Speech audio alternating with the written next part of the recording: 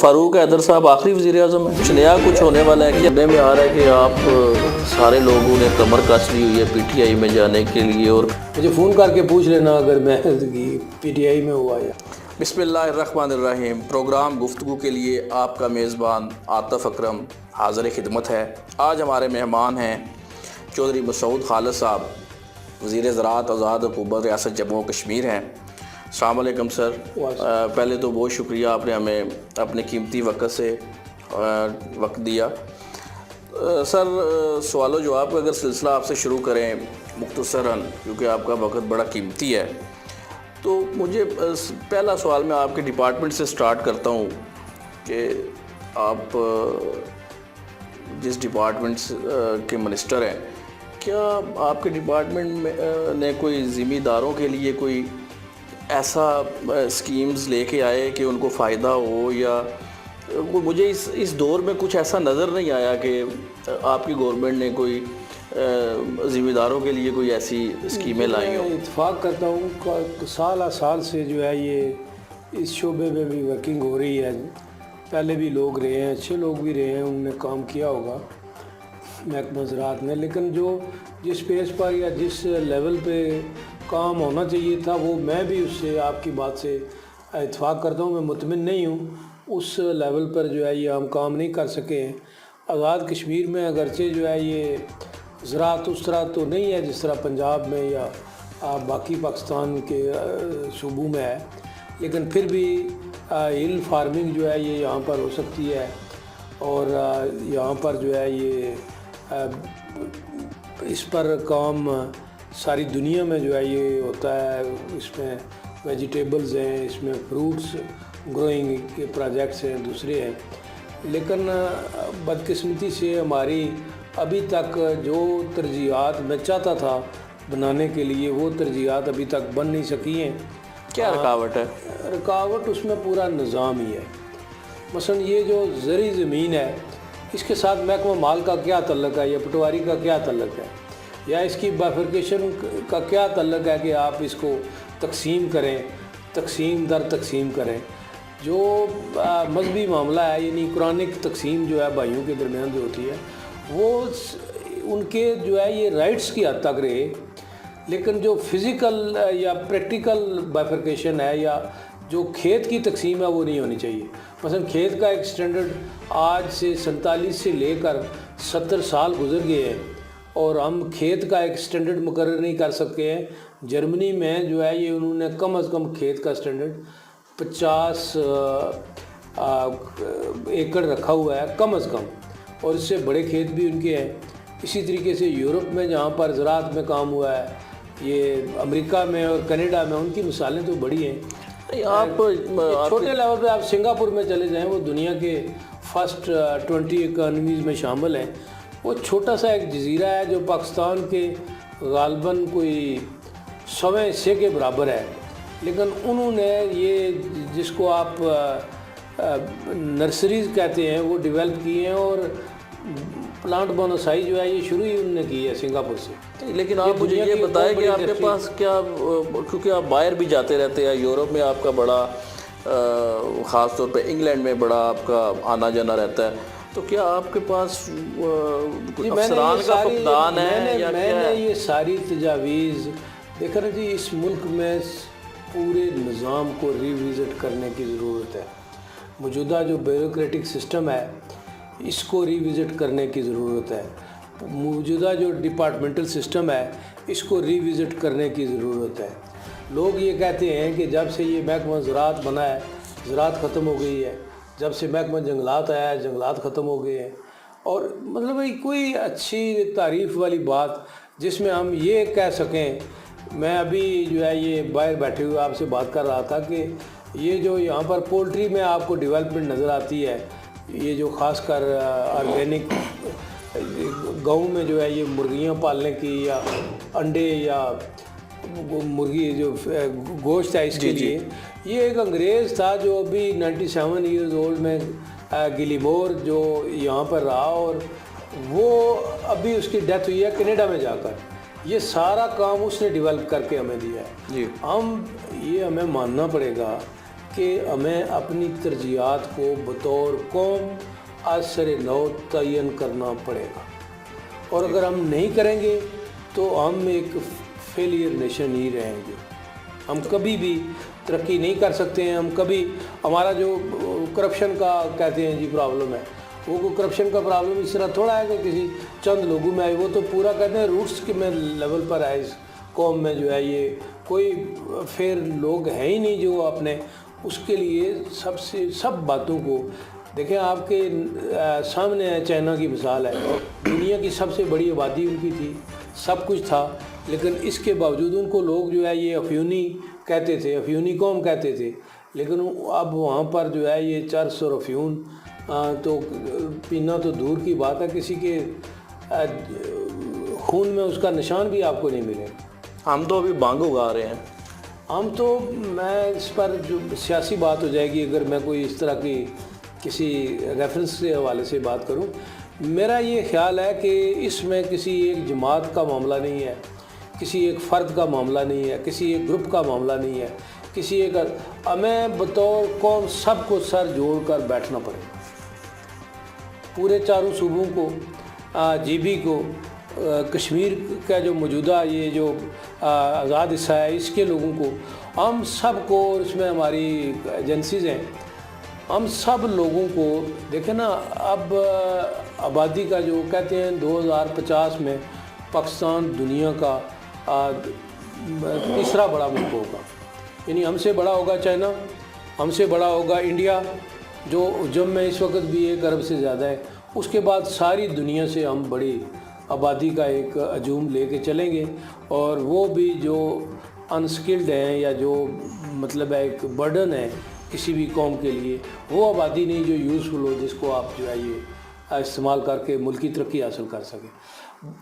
میں آپ سے یہ گزارش کرتا ہوں کہ اس میں آپ کسی ایک سیاستدان کو فوکس نہ کریں، کوئی صحافی کسی کو فوکس نہ کریں، کسی محکمے کو، ادارے کو یا کسی کو فوکس نہ کریں.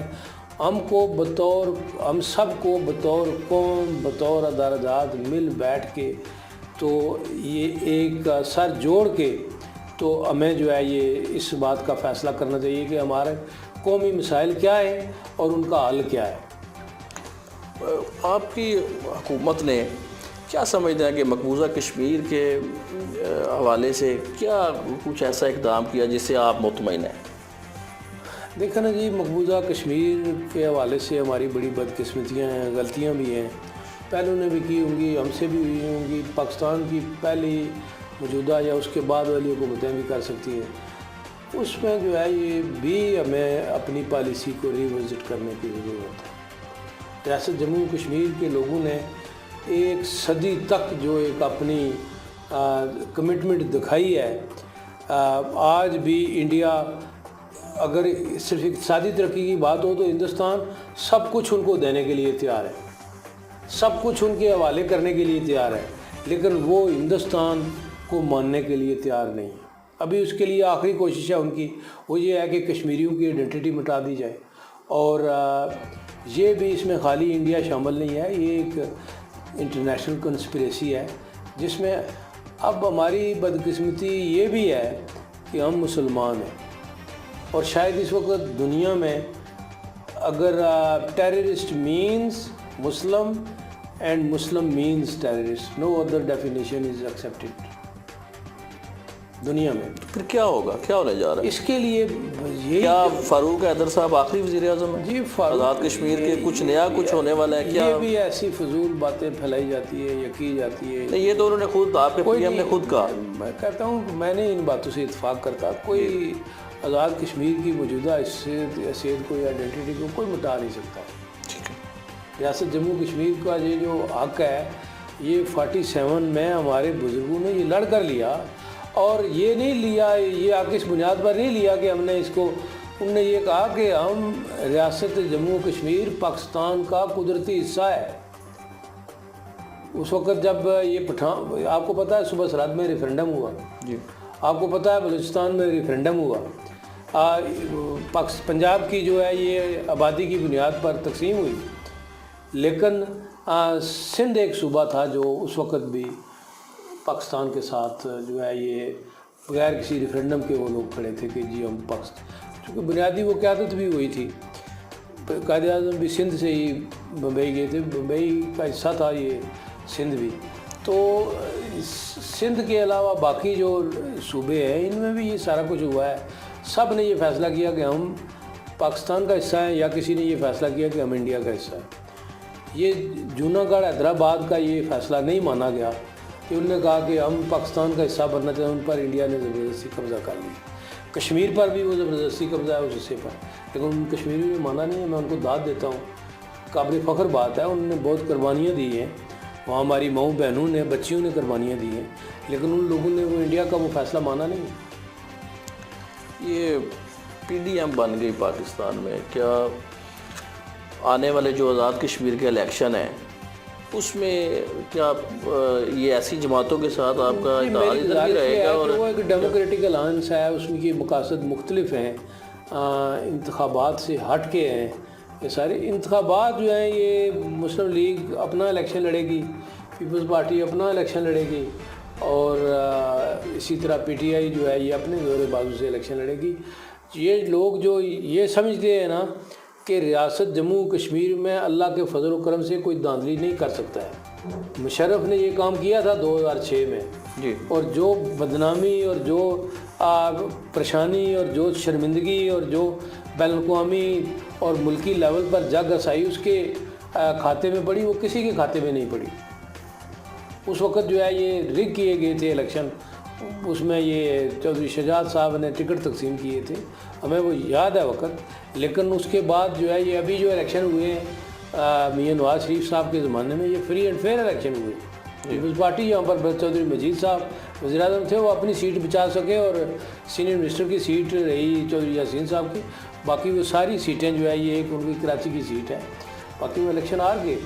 تو مسلم لیگ اپنے زور بازو پر الیکشن لڑے گی، ہم کسی کو بیساکھی کا سہارا نہیں لیں گے، اور اللہ کے فضل و کرم سے اپنے کام کی بنیاد پر ہم الیکشن لیں گے.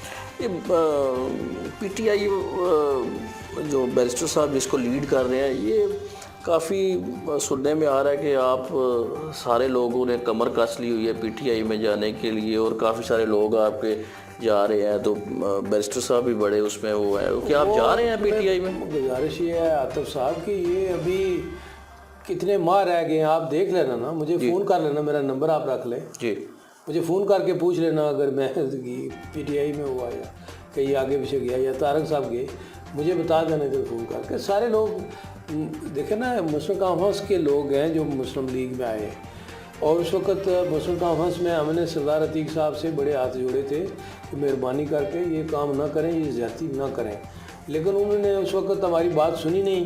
اب وہ وقت تو گزر گیا، لیکن ایک مسلم لیگ بن گئی ہے تو یہ ہمارا گھر بن گیا ہے، اس میں بڑا اچھا کام ہوا ہے، لوگوں نے بڑی محنت کی ہے. آپ ممبر کے یہ اس حلقے کو دیکھ لیں، اس کی شکل یہی تھی جب طارق صاحب نہیں بنے تھے.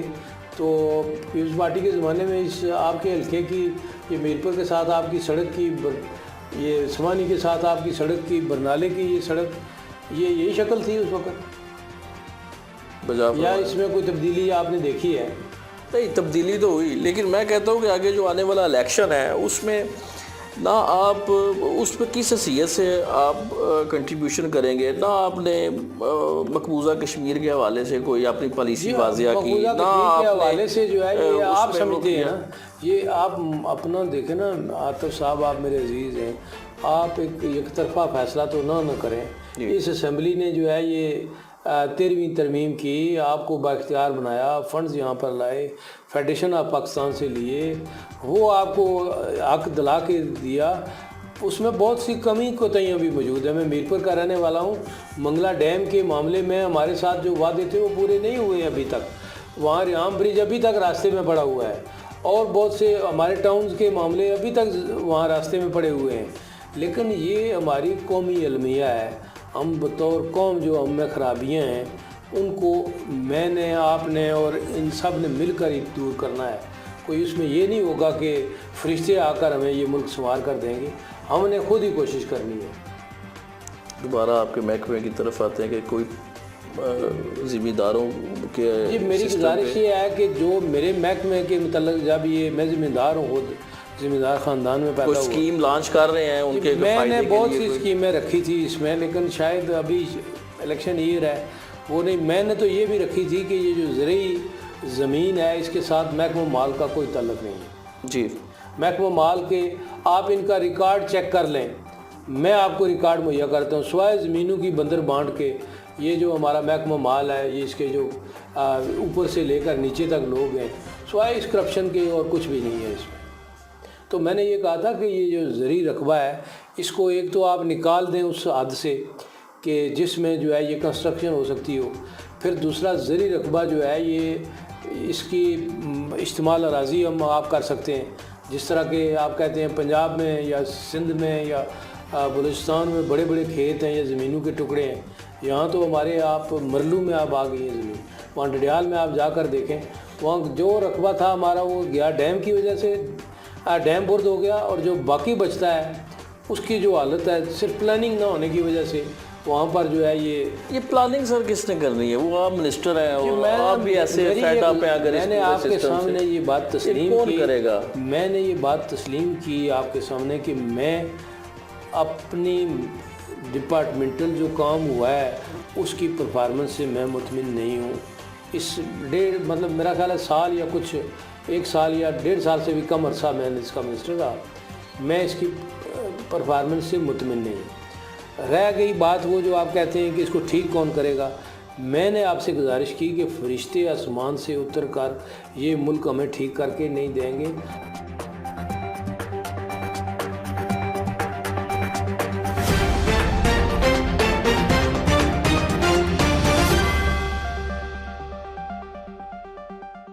हमने बतौर इस मुल्क में नहीं पूरी दुनिया में जो इनकलाबात आए हैं वो इंसानों ने लाए हैं, उस खिते के रहने वाले लोगों ने लाए हैं।